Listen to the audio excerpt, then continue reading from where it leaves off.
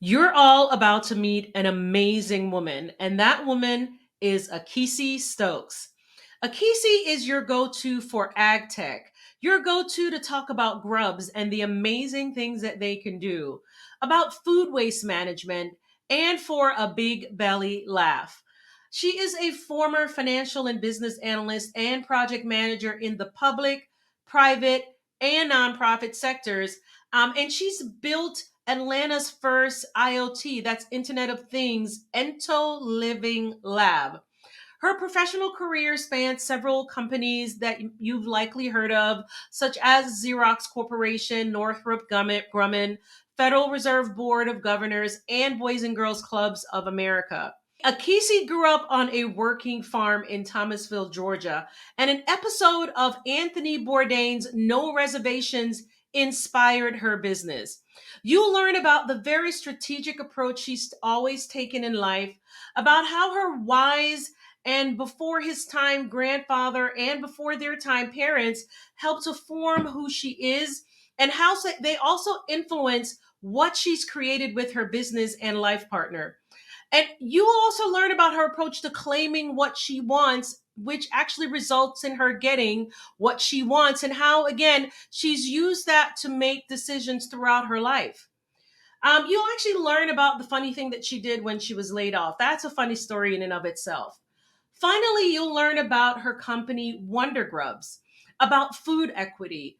You'll learn about her TED Talk, other opportunities that her business has afforded her, and how insects, yes, insects, can create an equitable, sustainable food source.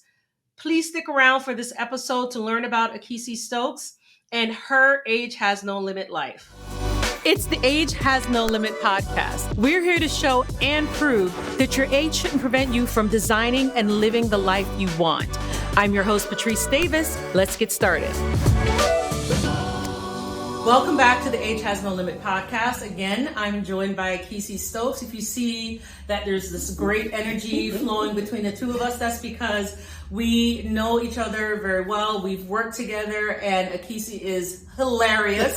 And so there'll be a lot of loud laughing, at least for me. So Akissi, tell me a little bit about where you're from. I am from Thomasville, Georgia. Actually born in Durham, North Carolina, and actually parents were married. Both parents went to Duke University. So I actually grew up on Duke University's campus for a couple of years. Wow. Then we moved to Thomasville. As you can imagine, that was a bit of a culture shock. Yeah. And then from there, graduated from high school and went on to Emory, and that's how I ended up in Atlanta and decided to stay. So I spent most of my adult life here. Okay, interesting. Yeah. So Thomasville, small town in southern Georgia. Small town, southwest Georgia. Yeah. We sit like about 15 minutes from the Florida line. Wow. Yeah. Small town. Yeah. Absolutely. Do you have any siblings? I have two sisters, both younger than me. One from each of my parents' second marriage relationship. I don't think I knew that. I also a lot of people don't know. Yeah. They're like 15 years younger than me. Oh, okay. So it could almost be their mom. Okay. Okay. That's the first of the many laughs that we're going to have on here. So what did you do in the early part of your career? I did introduce that you've worked at Northrup Grumman, Boys and Girls Clubs of America, which is where we met. We both worked at the Carter Center in Atlanta. Different periods. Yeah. Almost, I think I came after you left, right? So tell me a little bit more about your early career. It was interesting coming out, graduating during the 90s, like the .com era, where you could ask for a BMW during an interview. Yeah. You got real bonuses. And so coming out of Emory, my first job was with Dun & Bradstreet Software. And I remember they were in Buckhead. It was a merger between Dun & Bradstreet and M&A, if anyone goes back that far. Really great software company in Atlanta, and I used to pass by the building, and I was like, I want to work in there. And my friends thought I was crazy, and I was like, no, I'm going to work in there. Yeah. So I whittled my way into an internship during my senior year of college, and then when I graduated, they hired me on full time. Yeah, so that was my first experience. So what we heard her say, and I think it's very interesting, and it's a great segue into the question I'm going to ask you. She said she wanted to do it, and then she did it. And that's something I'm learning just now, how it's important to just declare what you want. And that's already the first sort of message to the universe that this is something that you want, right? Yeah. So One of the things that I shared with Akissi before we started recording is that she shared a story with me one time about how she was very strategic about every step she was going to take in her career. Yeah. And I was just really amazed at that, because at least for me, I was, I was kind of going with the flow, but you were very strategic. So I'd love to learn a little bit more about that. So growing up, when you asked me earlier about where I was from, Thomasville, Georgia, my grandfather at the time, he was actually pretty old, but still quite active. He was still operating his farm. So I grew up on an operating farm for a couple of years, like traditional chickens, cows, pigs. My job was to take the slop. Yeah. So we were sustainable before it was a word. Yeah. So there was no waste. But I remember my grandfather, like, he accepted no excuses. Yeah. And he was like, okay, understand the construct under which you live, but you are still responsible for you're still accountable for yourself. Yeah. Decide what you want to do and figure it out. If someone tells you no, figure out another way. Yeah, absolutely. So I came out into the world, I always joke, like, a little entitled. Yeah. Like, this is what I want to do, and I just need to figure out how to do it and who to connect with. Yeah. And so throughout my career, I was really fortunate. I would follow the industry. So even like when going to Emory, I was like, okay, where's the market going? What do I need to study? All right, I need to understand finance. I need to understand money. My dad owned his own company. He did IT. I need to understand that. And so then I would figure out what I branded myself. So, and I was like, okay, what is my value prop? Yeah.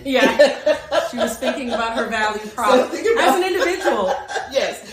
So like at 2021, I was like, what is my value prop? And so I would go in with every company and figure out what gaps existed. So I would like assess every company. Yeah. And then like, where did I fit in to fill that gap for them, to make myself a little bit more indispensable? Yeah. But also too, checking out the company. So I always felt like I was looking at them as much as a portfolio as they were looking at me as an asset. And I'm like, okay, what type of benefits do I want? What type of flexibility do I want as an employee? Okay, which company matches that? And where is the industry moving, and which companies in that industry? And those are the companies that I would focus on. Wow. And so I would follow the market and figure out which company plugged in versus following a company. Yeah. So like working for Xerox, and I would develop relationships with anyone. Yeah. Like getting into Xerox was because I had a little downtime between jobs. I was working in a law firm, and I would talk to the FedEx guy every day. Yeah. Or UPS. It was UPS or FedEx. And he was like, what are you doing here? One day. And I was like, dude, trying to eat. And he was like, my wife is a recruiter. So he did that job because he loved it. Yeah. Not because he had to. Yeah. But his wife was a corporate recruiter back in the day when you needed an HR recruiter to get into a job. You don't need as much money. You don't need money. And he talked to her, and she was the plug for Xerox because they only dealt with certain agencies, and that's what got me into that company, was the relationship with the FedEx guy. Yeah, interesting. Yeah. Well, so first of all, you proclaimed that you wanted something, and then it's just all of these things kind of came together again. So the answer you just provided is even more amazing than the answer you provided when we first talked about it, and so it's going to be on my mind for another couple of years. So I also remember you telling me about how much of an influential visionary your dad was. Oh yeah. And so I would love for you to tell me more about how he influenced your decision making. So my dad, and probably coupled with my mom as well.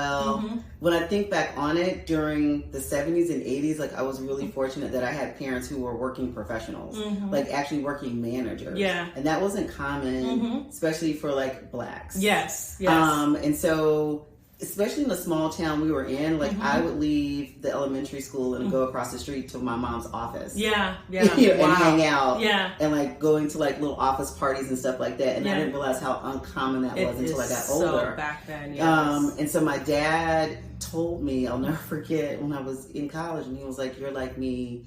He was like, you are not made for corporate. He was like, you're too much of an independent thinker and innovator, and it's not going to work. Yeah. And so he had already left corporate America. I think maybe he spent 5 years. Yeah. And started his own software company. Yeah. Wow. So I already had that model of like a grandfather who was a sharecropper who had amassed, had gotten his 40 acres and a mule and additional land, built his own home. Wow. Was a self-made man. Wow. Then I had my mom who was a working professional. Yeah. Then I had my dad, who was an entrepreneur already. Yeah. In the town, the part of town that I grew up in was predominantly black. Yeah. So, I saw people who owned a store and added on a laundromat to it and added a gas station to it. Yeah. And that their relatives had, people who had their own homes and businesses. So that had already been modeled for me. So there wasn't an attitude of I can't. Yeah, absolutely. So I'm going to briefly digress. So one of the things that briefly is, being from the Caribbean, when you're coming from a country, a black country in the Caribbean, that's one of the same things that we talk about. Like the prime minister is black, the doctors are all black, the business people are all black, for the most, some of them are. And so it's just interesting that what you described is also will sort of help to frame your thinking, and also to expand your thinking, because you weren't thinking within limitations. No. Even though you were living in the southern part of Georgia, right, where a lot of people think, small towns, small minds. That's absolutely not the case. Not true. Yeah.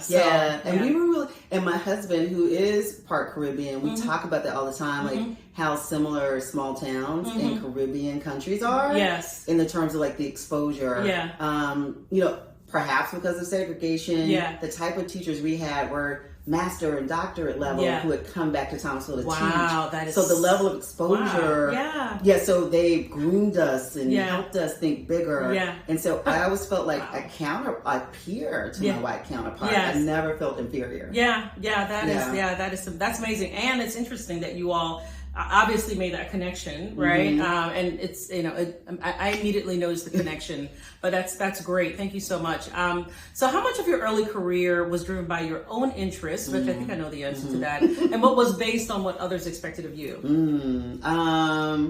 I probably was like always an A-type, always an overachiever. So it had to be perfect. Yeah. Gotta go for the gusto. I remember first coming out and I wanted to be CEO of the company. Yeah. And I'll never forget the day it was at Xerox. I had this amazing manager. She was very driven. She taught me a lot about professional etiquette, preparedness, accountability, getting to a meeting 15 minutes early, making sure you got your docs, make sure you check them beforehand, do a dry run, a lot of things she taught me I was able to use throughout my career. And this was at Xerox? This was at Xerox. Okay. And Xerox just in and of themselves, I was fortunate to be there, were ahead of their times. We were working remotely in the 90s. Really? That. Yeah, using Citrix and really? Citrix. And so my manager at some point during my career was virtual. So things that people are talking about now, I'm like, we were doing back then. But I'll never forget the day that I had to make a decision whether I wanted to go to the next level, the suite level. Like, this is what I wanted. Yeah. It was finally here, and I was like, I don't want this. Yeah. Wow. Yeah. And because I didn't want to give up personally what I knew I was going to have to do that. So I was like, you know what? I think I'm going to stay right here in this financial analyst business lane. This is nice and sweet. I can manage projects, but not people. And it still affords me, a certain level of interaction and also financially. Absolutely. Rewarding. And so I just kind of dug my heels into that. Eventually went from finance to business analysis and IT when I saw the market shifting. And so having that financial background gave me an advantage, increased my value prop. Her value prop again. So I could help people migrate their systems, but also balance their debits and credits. And that was typically not an integrated field at the time or skills that people have. And I realized I had that. So I remember one of the first meetings we were in together when we worked at that organization. And I remember you, they presented some financials on the screen. And Akissi got up and she was asking, basically it was a question based on your expertise in finance. And I was like, oh, so she knows finance. I think everybody was they're like, what? So amazing. There was just something very, very specific that she pulled out in that report, or some kind of insight that she'd gotten from what was on the screen that, of course, I think a finance person would probably notice, not folks like us who are not finance related. And that's when you pointed out that you have that, so that IT I would say new IT experience, but your background is in finance, right? Okay. So just, it's very interesting how you made that transition. And that's been, again, one of the reasons why she is a guest on the Age Has No Limit podcast, because she has, she goes with the flow. And in fact, she identifies where the flow is going, right? And then she at least was able to follow that along and make decisions about based on what she wanted to do. But this is when I'd love for you to tell us about WunderGrubs and what caused you to start WunderGrubs. Oh God, we were crazy. Yeah. So my husband, Kareem, he loves Anthony Bourdain. And we were watching No Reservations one night. Yeah.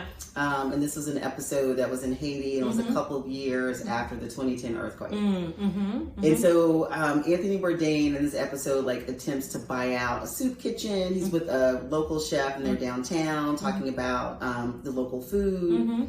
And when he buys out the soup kitchen, chaos breaks out when people start lining up to be fed. And so he's like, oh, dumb American. I did not have the foresight to see what happened under this, during duress under this situation. And so Kareem and I started thinking, okay, what, after food relief trucks pull out, what happens to people? And so he himself has lived through Hurricane Hugo. Which was one of the worst that the Caribbean saw at that time. And so, and I lived through hurricanes, seeing the aftermath, being so close to Florida. And so we're like, okay, what can people eat that's really resilient, that's versatile. And at the time, companies were already cropping up doing cricket protein. And he was like, no, we're not going to do crickets. If one jumps out of the box, you're going to freak out. No. I was like, you know what? You're absolutely right. He was like, they're noisy, they're smelly. I didn't think about that. And he's very practical. I'm the balloon. I'm floating and ideas, and he goes pop. So or pull the string back down. And so I happened upon this FAO report about this is when you're a super nerd. So they had this FAO report about insects as food, feed, and fertilizer, and I read it. And I was like, this is amazing. And then 2 German professors were doing pilots on them as waste management, and I read their abstract. And I was like, that's it. Mealworms. So this is how we're both both nerds, because I remember no, what is it? Food and Agriculture Organization. We're nerds. We're nerds. But I remember reading an FAO report intentionally. See, I love it. On another one. And I think it was around. It was of course around food scarcity. And actually, I chose that for my first report in grad school. And then the professor was like, "You can't use a report you've used. You can't create a report you've done before." And I was like, no, I'm just a nerd that likes to read that stuff. I just really read it, and I found it very interesting. They wrote it for me. So, they write it for people like us. I know. So we're, but it's interesting though. You actually found an FAO report, and they'd already started, of course, doing some work. And that you found that intriguing, and tell us more. And so through both of us, individually traveling before we met one another, eating foods in other places, and Thomasville, for as small as it was, actually has a lot of old New World money. And one of the there's a huge bakery family there, really nice family. They've been there for 100+ years, their company. And I was in school with one of the grandchildren. And so her father would travel around the world, and he'd bring back exotic foods. And so she brought one for show and tell. And she was like, who wants to try one? I was like, I do. And it's chocolate covered ants. So I remember, having that exposure. And I was like, it wasn't so bad. And so fast forward, I ordered 10,000 mealworms, tell Kareem about these mealworms. We try some other insects, they don't work. We ordered 10,000 mealworms from Compton, California. Compton. Of all places. Okay. Compton. Because that's where you expect to find mealworms. Yes, that's interesting. And so we rear them the hallway closet of our home. Didn't know that, And I'm like, these things are incredible. And so then we're like, they can be used beyond just climatic shock and food relief. These are just another protein option. And so when we talk about food equity, typically in America, we talk about it from a classist standpoint of food.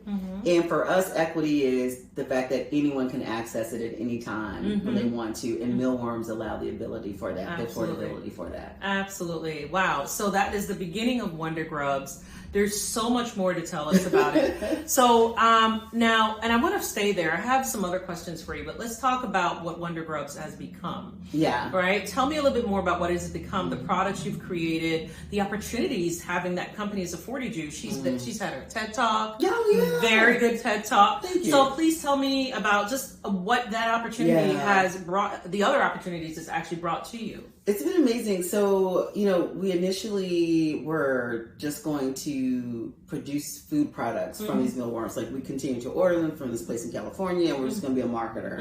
And so my husband was like, we need to just put it like in a familiar food. And his mom was a psychologist. And so she had like some books around the house, and we studied like the psychology of food. And so figuring out what 3 barriers were, like the way Westerners eat. Like, we like food porn. We like the way our food looks. Instagram, started off of just posts of pictures of food. People. Yeah, absolutely. And so, so true. Food and nature, just pictures. And so, secondly, if people like the way it looks, then they smell it. Yeah.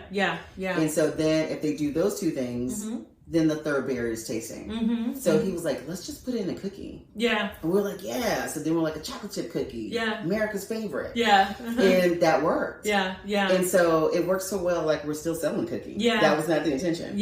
Interesting. So we now just use it as a gateway to our protein. And so eventually we just started rearing them ourselves. It was easier for shipping and other things. And we do indoor farms, so we actually rear and harvest them. They are vegetarians. They have a very strict diet. So they're reared to control environment. During COVID, we fell into an education. So working with schools. And then thirdly, we have a grub pod. So grub kits and grub pods where people can either grow them on their own. And we have a train-the-trainer program. And now making our way into working with companies, with businesses to help them with food waste management because grubs can also eat plastic, styrofoam, and newspaper. I remember when you found that out. So again, Akissi and I have a little bit of history. Now, tell us a little bit about that I never was able to visit. Just briefly describe it was the building that you guys had in a little Park. 10 by 20 container. Tell us about the amazing things that you guys were able to display and demonstrate in there. So that was interesting. We launched during COVID. So we won this challenge with the City of Atlanta. There were 10 other recipients. They did this national IoT Internet of Things Ag Tech Challenge. And so one of the things they gifted you was a 10 by 20 container. And so it was funny. A year or 2 prior to that, I was in a cohort and I kept saying, we just need a container. We need a container. We need a container. And this challenge comes about. One person sends it to me, I ignore it. A second person sends it, I still ignore it. A third person, I was like, okay, God, got it. And I'm applying, but I didn't realize that container was the gift. Wow. And so I remember the ED of the cohort at the time. He was like, didn't you say you want a container? And boom, got the container. Again, claiming it. Yeah. And so tell us what was in it. And so we, my husband and I ended up building it out ourselves because it was during COVID. So the team bailed. And so and so what's in it, we have like a controlled environment and a little small, about a third of it. So that keeps them cool. We have countertop. We have plumbing in it. We have electrical units built in it, but you don't need electricity. It's not required. And we allow people to like come in and kind of see how the mealworms looked and touched and how we reared them. Also using IoT, like little Arduino boards to manage them. And we work with Georgia Tech to do our first MVP, a prototype, an app.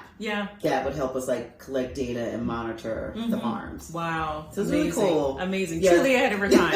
So we learned how to weld and grind and all kinds of stuff. And they were making the heat and they were also generating energy for it. I remember all of that. I remember that. So, So what was it like making the transition from your cushy, dependable paycheck from a corporate job to being a full-time entrepreneur? So, I was working, we were both working, my husband and I, while we were starting this company, like for the first 3 or 4 years. So while we were at this company that shall remain unnamed, we were doing this business on the weekends. So like building this container out on the weekends. Yeah. And after hours doing farmers markets and all kinds of stuff. Yeah. And I didn't want to give up my cushy job. I've been living cushy for 20-something years. Yeah. We were chilling. Yeah. And my husband and I actually made the decision for him to leave his job, and I was going to keep my job, and we were all on my benefits. And so we had this formulated plan. But the cohort that I was in, I remember we had a leadership meeting, and she was like, there were 5 of us together. They were charting out everything we needed to go to the next level. And she gets to me and she goes, "You have everything. Yeah. What's the problem?" Yeah. And I'm like, "What do you mean?" She was like, "No, it's what?" And she's like, "You got to give up your job." And I'm like, "Are you crazy?" Yeah. I'm giving up my job. And so fast forward 2 to 3 weeks later, I get laid off. Yeah. And I remember I was telling you I felt elated as it was happening. And because I was older, I was like, "Oh, I don't need the spiel. Like, just let me just see the package. Yeah. I'm good." And I remember I was happy, and I think it was unnerving for them because I was happy, which I get, and it was because I was like, it's time, it's over, wow, I get to like follow this new passion, and I was, it scared me because I did not realize I was going to feel that way. I thought I was going to be fearful. So you talk about expectations. I thought that was how I was supposed to feel. Interesting. And I didn't. So what scared you was because you weren't, you weren't scared. I wasn't scared. Wow. That scared me. And I was like, "Girl, what's wrong with you?" That's, you're It probably was, so used to crafting everything so I carefully. Was. Yeah. And 3 months later, COVID hits. So this happened in like November 2019, November, December. So, but that business is what helped carry us through COVID. Yeah. Interesting. Yeah, that's pretty cool. So do you think you're living your life on your own terms? Partially. Some of it is free will. I think there are always several choices to make.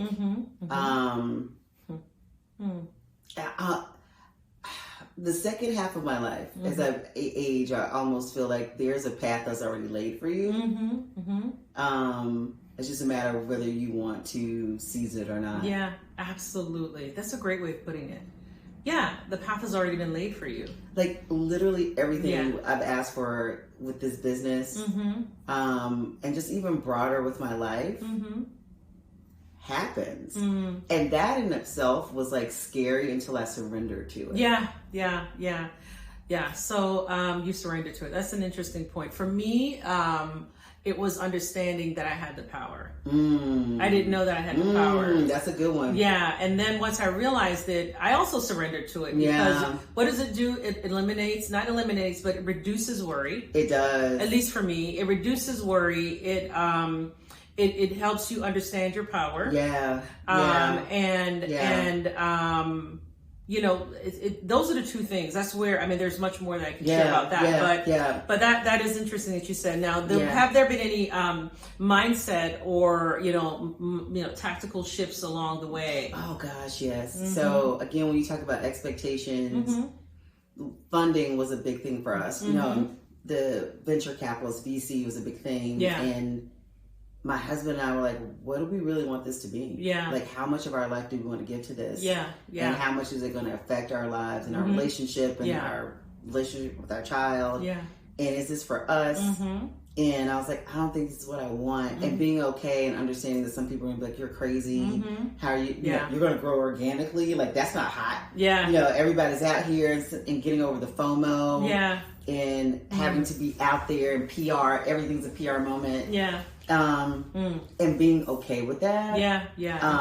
Being okay with, like, to some degree, being out there and being under attack. Or just like, or not being hot. But your business being stabilizing it and steady and growing organically. Interesting. Like that not being sexy anymore.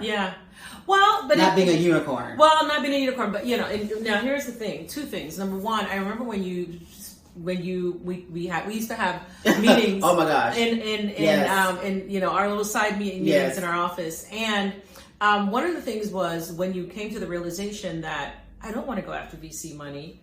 right? And I do remember when we had that discussion. Now, when you say it's not hot, right? I mean, VC right now isn't really hot, right? I mean, because... But at the time... At that time, You, something's wrong with you if that's not what you're looking at. Or something's wrong with your company if that's not what you're going for.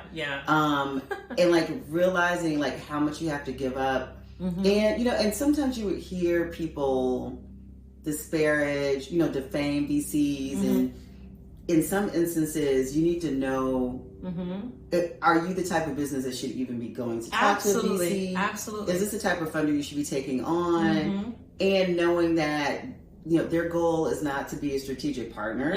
Their goal basically is flipping houses. And there's nothing wrong with that. But if that's not what you want, that's not the space you should be in. Absolutely. So for those of you who may not be aware, when we say VC, we're talking, of course, venture capital.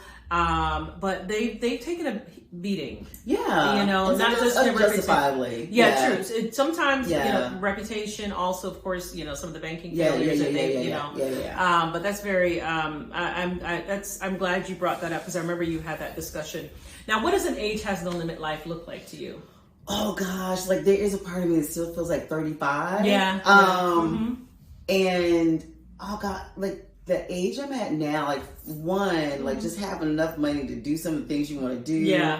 Two, the wisdom, but still realizing you don't know everything. There's still so much undiscovered. Just feeling settled, feeling good. And understanding that some things are just beyond your power. And surrendering to that too. Absolutely. So when you talked about earlier, not recognizing, it's when you start to recognizing okay, I embody this power.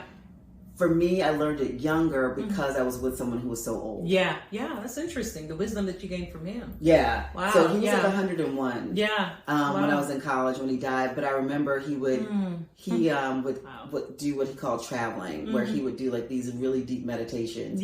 So at 9 and 10, I'm in this hot house. I'm like, dude, really? I remember. First of all, can you turn the fan on? It was going back in time in South Georgia. Living with my grandparents. So my mom was in grad school when I was young, and so I'd have to hang out with my grandparents. It was going back in time. And I remember I tell you about the little bit of water we had to wash. He was like, "This is all you need." In the bathtub. I'm like, whether it was one cousin or two cousins, this is all you need. And preacher. We called him preacher, but I remember he would do a lot of metaphysical type stuff, and I didn't realize how weird that was until I got older in this small town.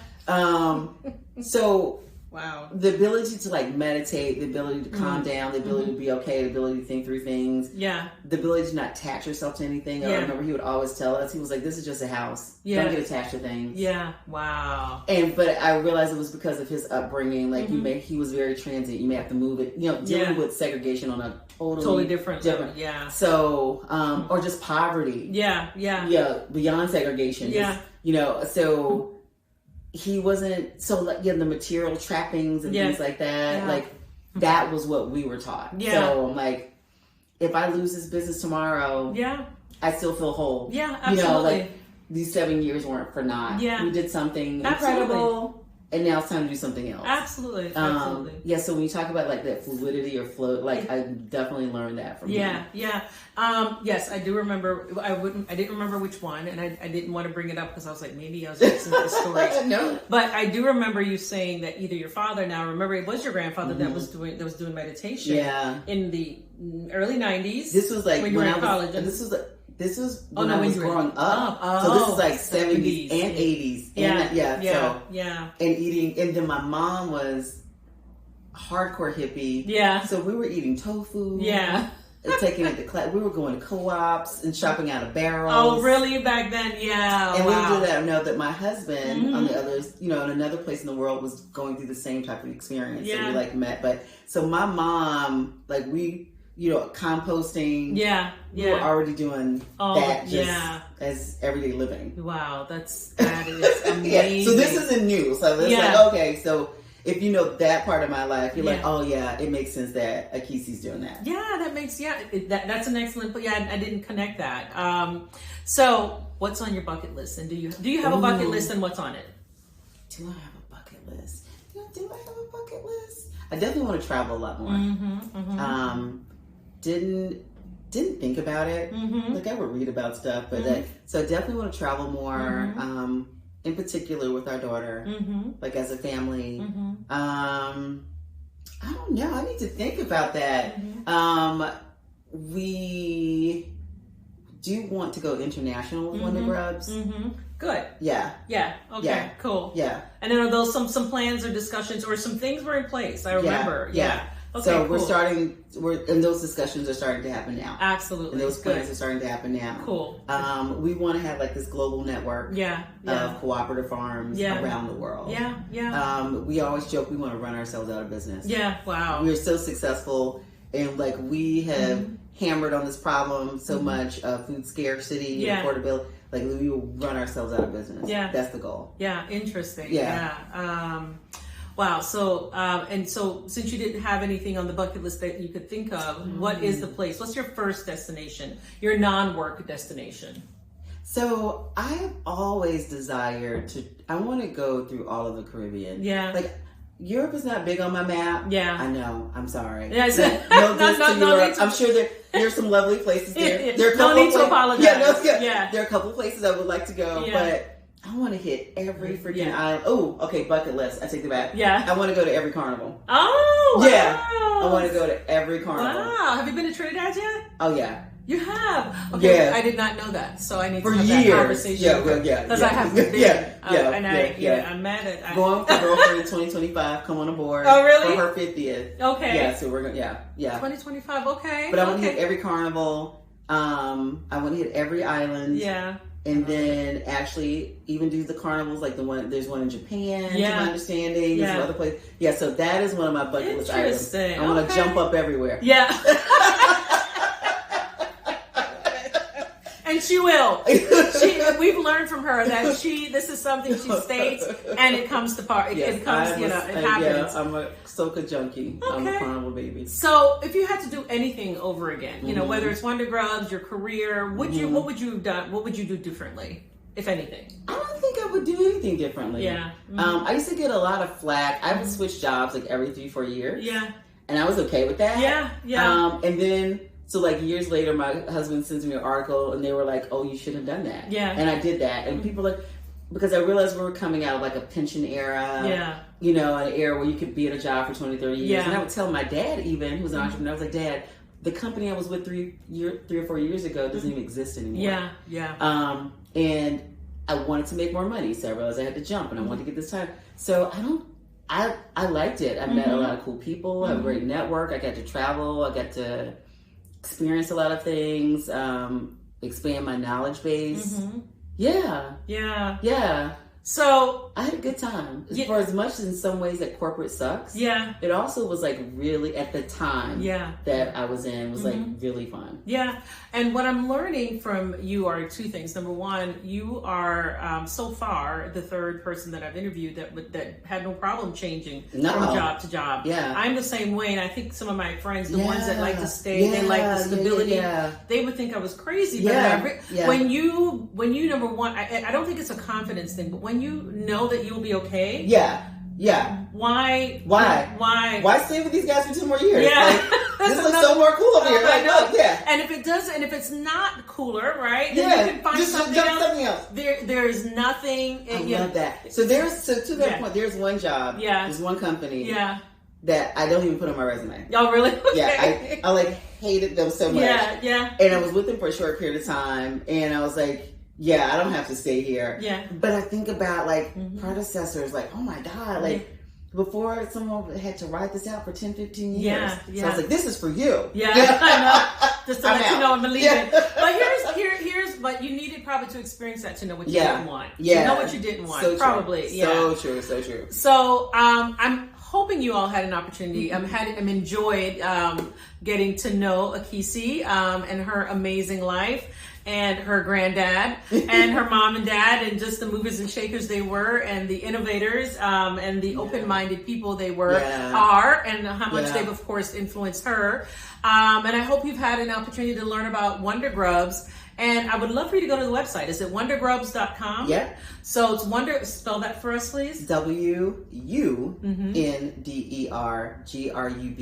Yes. One word.com. Exactly. So go to WunderGrubs.com. We'll drop the information in all the notes just to make sure that you can go check it out, maybe buy some of the products. And yes, buy some of the products. And I really, really hope you've enjoyed this conversation as much as I've enjoyed the conversation. But one of the things I want to remind everyone is that we bring these folks on so that to inspire you, for you to see that you too can, really carve out the life that you want. So as I always say, remember, age has no limit. Okay, so do you agree with me that Akissi Stokes is a fantastic woman? She broke down perfectly how she developed her approach to life and how her business came to be. And in fact, how the business had led to, again, all of these remarkable things that she is doing with grubs.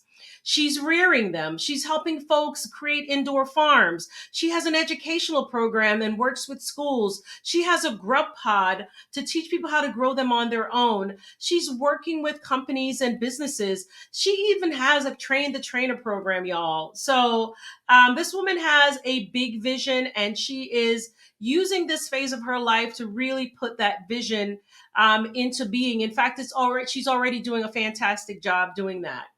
So I want to give a shout out to them grubs. Grubs, they can actually eat plastic. And of course, we can all agree that our world sorely needs to do something about the insane amount of plastic trash littering this beautiful earth. Another beautiful thing that is, of course, my girl Akissi. I hope you enjoyed getting to know her and her amazing business, WunderGrubs. I left information about her company below in the description. Thanks again for listening to another episode of the podcast. And as I always say, remember, age has no limit.